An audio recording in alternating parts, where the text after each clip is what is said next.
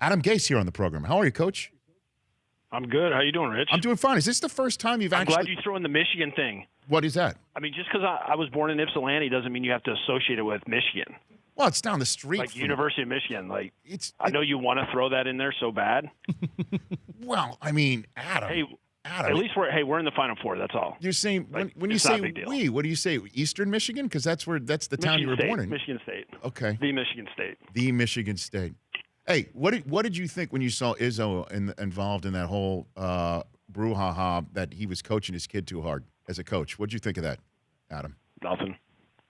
I mean, I was a freshman in college in his second year, so that just looked like another game to me. Is that right? Just the fact that that's how he coaches. He coaches those guys hard, and the guys that he recruits to that program, those guys are built different. And to me, I think they expect it from him, and you could see that from him and the rest of the players that they expected it, and they didn't think that this was too much. Although that they did try to calm him down at one point in time, and he expected that from them too. It looked actually healthy to me, even though I might not be there. Yeah, when you go back through time and you look at some of those games where he gets fired up, you see guys like Draymond Green and some of those other guys kind of grabbing him and kind of trying to calm him down every once in a while. I mean, it happens every few years. You kind of see something like that. I've never thought it was a big deal because those kids had trusted him. They believe in him and they've gone to battle for him. Right. Like those guys, they do it different there. Is this the first extended time you've had in the New York City area, in the New York metropolitan area? I'm just knowing where you've been in your life and your career. Is this your first time in this whole area? In a way? Yeah, pretty much. I lived outside of Philly for 3 years, Okay. but that's as close as I can get. So you know that people don't stop for pedestrians here like they do in the state of Michigan, right? They don't. They just keep going. I don't know. I haven't driven a whole bunch of places, so. Oh my gosh! In New Jersey, there's those jug handles too. You got to be careful with that, Coach. Seriously, these are really strange situations. I'm not going to be going very far. I got a lot of things on my plate right now. I bet. I'm worried about getting ready for draft and then season. Okay. Well, in terms of season, right around the corner is the day next Monday where you open up the doors and the players come in. How much contact have you been able to have with Sam Darnold so far? Nothing. I mean, once Monday comes and then we got a 4-hour window there, 2 hours of strength and conditioning, 2 hours of meetings. So you move as quickly as you can for 4 days a week for 2 weeks, and then it moves into a different phase where you can do some stuff on the field.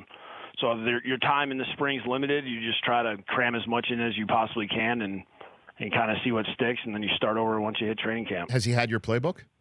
Has he had it at the very least? Well, I mean, for us, we have to make some adjustments to the playbook. There's a lot of things that we have to really kind of change, some verbiage things and stuff like that. So I don't even know if we can give him a playbook, but he doesn't have one yet. Oh, man.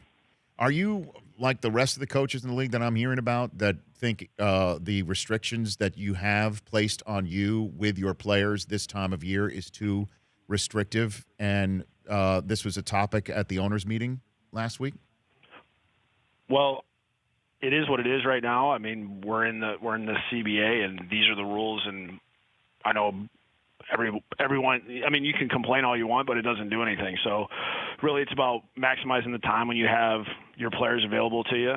It's kind of they're on their own a little bit, where you got to hope that guys want to do as much as they can outside the building. If the next one comes around, I think guys have kind of made suggestions of what they think would be reasonable to change. But I still think that it feels like a long ways away before we kind of get to that. Adam Gase, head coach of the New York Jets, here on the Rich Eisen Show. What can Le'Veon Bell do in your offense, Adam? Well, he does all three phases as far as a running back goes. He, run the ball, catch the ball, being able to pass protect. I think his ability to work out of the backfield or in a receiver position as a receiver are unique, especially for a guy his size with his ability to run after the catch. He's a hard guy to bring down. I mean, there's so many. I mean, it's well documented. I mean, the guy's done things that not many running backs are even probably.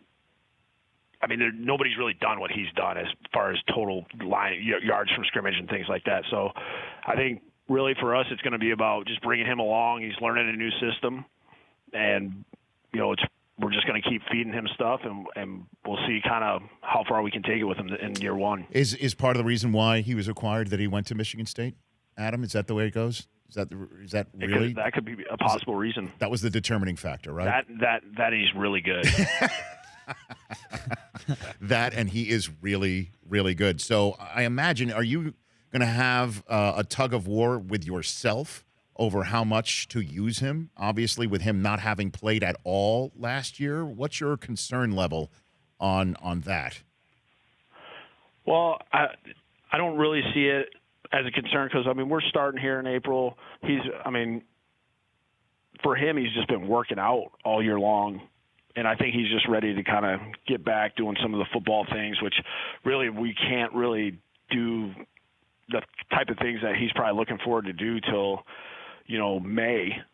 And once we kind of get to that part and we can kind of start getting on the field and then having practice, I think those are the things that he'll probably enjoy getting back to. We'll be smart, especially early, just kind of, figure out what the right rhythm is for him.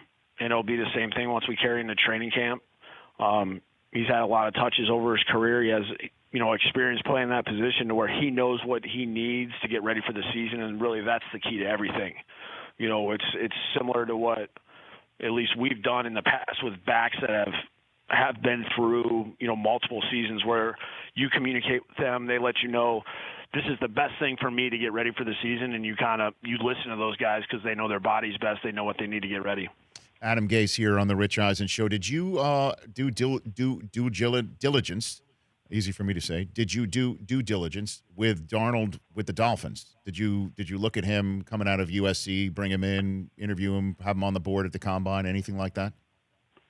We talked to him at the combine. We didn't spend a lot of time on him. We thought that he was going to be the first pick, but we thought he'd be long gone before we ever had an opportunity. So he was one of the guys they had me look at. They had me, we thought maybe Baker or Josh Allen or Josh Rosen, one of those three would be back by us. We never thought Sam was going to fall that far. No kidding. You thought it would be possible that Baker fell to you at that spot back in the day. Well, when we started the process, sure. He didn't have as much traction as he got as the process went on. It seemed like he picked up some steam as the draft kind of process, the longer it went. So what did you forward to the Johnson family in the interview process about Darnold? Obviously, that was that's the crown jewel of the offensive staff right there to have in your hands. What was the game plan that you forwarded, if you don't mind revealing that? Well, the biggest thing that we talked about was just kind of the development of him, making sure that we went about the offense the right way with him instead of treating him like he'd been in the league 15 years and putting it all on his plate. How did we basically take his development from year one, going into year two, kind of the process that we were going to take going forward to make sure that he developed the right way. This is the first time that I've had a quarterback at this stage of his career. A lot of the guys that I've had have been in 5, 6, 15. So it's been guys with a lot more experience. So this is kind of a different way about going about things with him and just kind of bringing him along and seeing how much, really sticks for him and what we can do with him, what we can take off his plate so that's not on him every game to kind of deal with certain things. And I feel like heading into the spring, we have a good game plan, and we'll kind of see how that goes. And we know that we just need to be flexible. Yeah, he's obviously a guy that the whole city of New York that loves the green and white is just putting everything in his basket right now, and he seems to be able to handle it. You're saying you really haven't spent much time with him, right? At this point in time, like any room with Sam Darnold. He's been out west for the most part. He's had to come back here a couple of times just to make sure that, any injuries that he had last year, he's all cleaned up and ready to go. And, so anytime I've seen him, it's been very, very quick and brief and more of him stopping in. All my interactions with him I've really been impressed with him. Just kind of his demeanor, the way he carries himself. I'm looking forward to kind of getting this thing going next Monday. All right, Adam Gase, Jets head coach. A couple more minutes left with him here on our first of 3 shows from New York City. I would ask you about the draft, but I just feel you probably wouldn't tell me anything anyway, so I'm just going to give you this opportunity. You want to use my show as a smokescreen? Put something out there you don't really mean? I got nothing, Rich. I got nothing. If you want to talk about Michigan State basketball, I'm all for it. I mean, I'm happy to do that. I could talk with you. It hurts you, doesn't it? You know what? Did you guys make the tournament this year? Oh, wow, Adam Gase. Yes, we made the tournament. We made the Sweet 16, and the team that brought us nothing but misery. I must have missed it. No, the team that brought us nothing but misery is a team that you're going to be facing this coming up. And by the way, I rooted for Michigan State because I love Izzo, and I hate Duke as much as I love Izzo, or even more than I hate. I love Izzo. I hate Duke. I don't know why. I just have an irrational dislike for Duke. Well, it was a good game. I know that. So that was. We could talk Cassius Winston a little bit here, but I'm serious. I'm offering my platform to you to put something out there that would actually help the New York Jets in the draft. Do you want to just throw something out there? I have nothing for you. I'm focused on. We're gonna start our draft meetings here.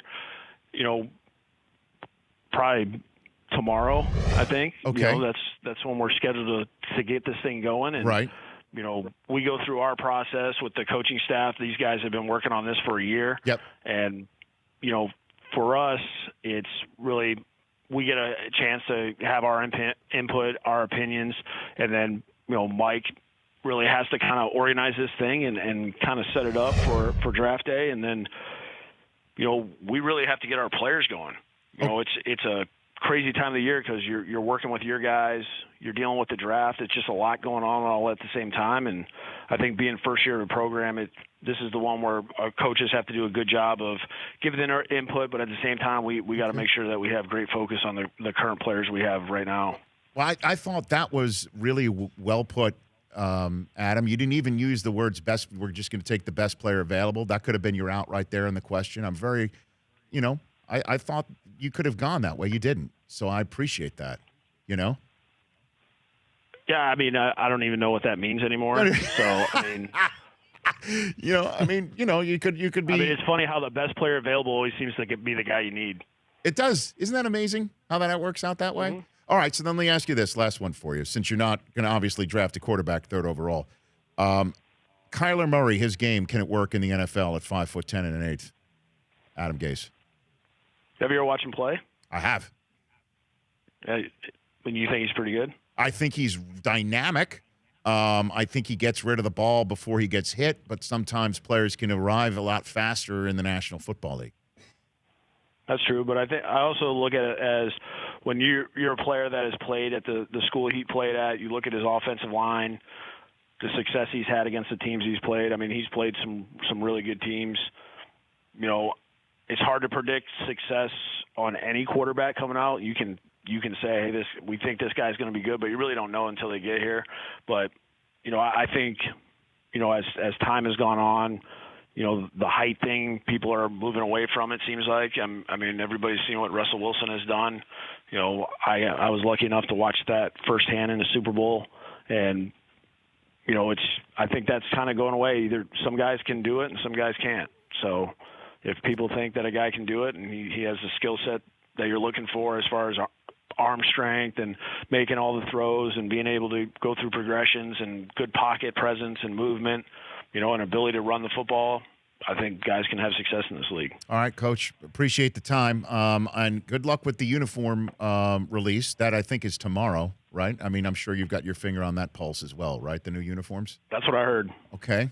I heard it's tomorrow. It's tomorrow. Good luck with that. Good luck on Saturday against Texas Tech. And should you advance, just make sure that there's no meeting schedule on Monday night for the national championship game. Just trying to plan it all out for you. We'll have to cancel our meetings on Monday. Right. There you go. There may be an I in Rich and Eisen and Michigan, but I'm a team player when it comes to you, Adam Gase. I'm glad, Rich. I'm glad that we're converting you. You know what? Not converting me, but that's okay. I understand. I love Izzo, and I'm rooting for you. That's fine, Rich. You want to win, and I get it. Yeah, it's okay. Well, I mean, certainly, I am looking forward to green and white wins Sundays, Mondays, and Thursdays, and maybe the occasional Saturday for the National Football League. That's all I'm looking for, but you knew that already. That's what we're working on. Okay, very good, Coach. Thanks for the time. Appreciate it. All right, Rich. All right, brother. Thank you. That's Adam Gase, everybody. The Rich Eisen Show, weekdays at noon Eastern on Audience.